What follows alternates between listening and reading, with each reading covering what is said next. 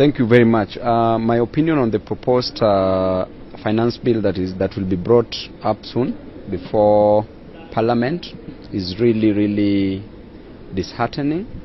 It is a proposal that is going to hurt Kenyans economically. It is a proposal that if you look at it deeply, there are some of the items, some of the issues of concern that has been brought up in the proposal way from 30 years ago. The ideas like imposing a 16% tax on bread. This is an idea that was there during Moi's era. This is an idea that will be so hurtful to Kenyans, because if a Kenyan cannot afford a bread, and therefore you will know that again at that particular moment there is a big problem, and that problem can lead to anything. Remember in France, when there was a revolution, the French Revolution was caused by one simple thing. When the wife of the leader was asked about bread, people were demonstrating that they wanted bread. Then she came out and said that if you don't have bread, why don't you eat cake? That is what Ruto is simply trying to tell us. Because if people couldn't afford bread, how could they afford a cake? Right now, if Kenyans can't afford just a bread, for a child just to take one slice to go to school with strong tea, what is Ruto trying to tell us? Ruto campaigned on a platform that he was a hustler and that he was to protect and defend the interest of hustlers. Ruto now has turned to be a dynasty who is now pilfering money. Actually, this is equivalent to fraud.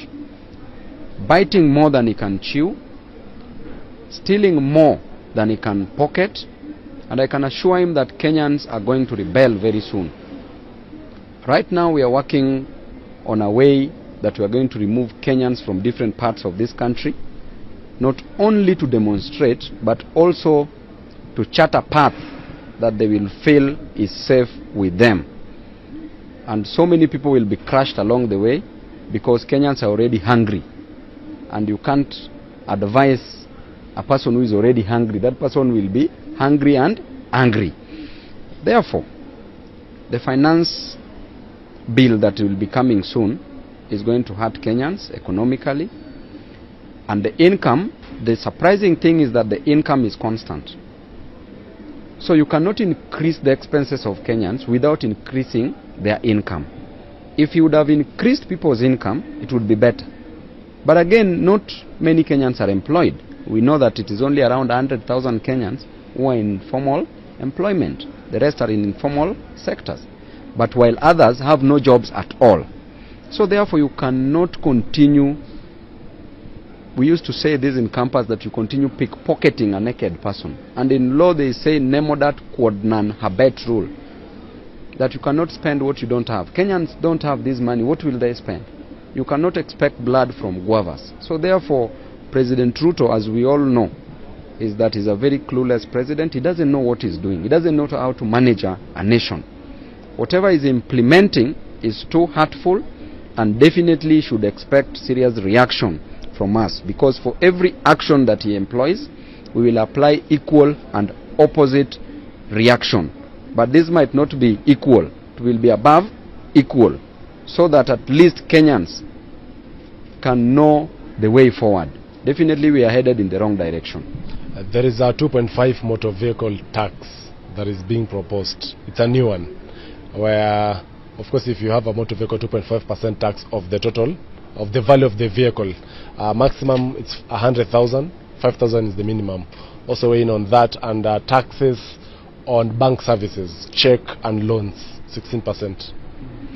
First of all, if I talk about the service industry gives Kenyan economy over 61%. It contributes to 61% of the Kenyan economy, then followed by agriculture. If we talk about the service industry, which has banking and insurance, if a mwananchi, a common mwananchi, a hustler goes to take loan to do business, then we increase tax on this loan in terms of the loan interest being given by the central bank rates. The moment it goes high, the way it is high, the loan interest will be higher. Then in addition to that, you put an additional charge, the transaction cost, which is still higher. So the question is, Why do we want to burden a common mwananchi with all these taxes? That person who's going to take loans to do business, what money will that person be left with for their businesses, to start business, to use as a capital to start business? It means that we are killing even businesses in this nation. We are discouraging borrowing. People can't do business without borrowing.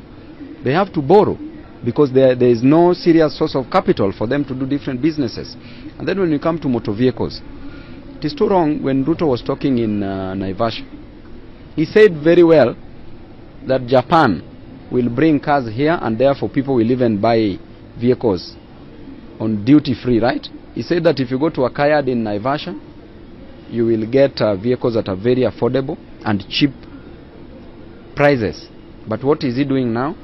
He is now imposing another 2.5% tax on the original value of a vehicle. That alone tells you that we are losing direction, because Ruto is literally taxing everything. If you go to Central, is now, if he sees that in your compound you have a fruit, like you have a fruit, a mango fruit, if you have avocado, he sends KRA people to climb the top of a tree to count the number of avocados in your compound, and is imposing tax on every avocado. Surely, what are we doing as a nation? This is just, Ruto is reducing this country, I don't know to what, to be honest. This is a person who used to be a vice chairman of CU, Christian Union. What happened with power? You know, I'm so concerned because he's a fellow Kenyan like myself. I'm so concerned because we are losing one important sheep of Christ. You see? And you see, the Bible even says that if you lose one sheep, you should work 10 times harder to bring that sheep into the homestead, right? Back home. So this is a sheep that is lost. And Ruto should be the person that he used to be. That person who was in Chiromo. That person who was in CU. That person who mastered the Bible. That person who could cancel people because of poor marriages. That person who did his best while in campus. A very, very good student.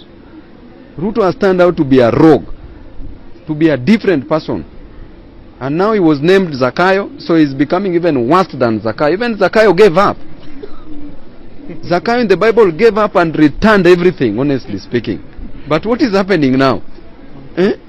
So, We give up.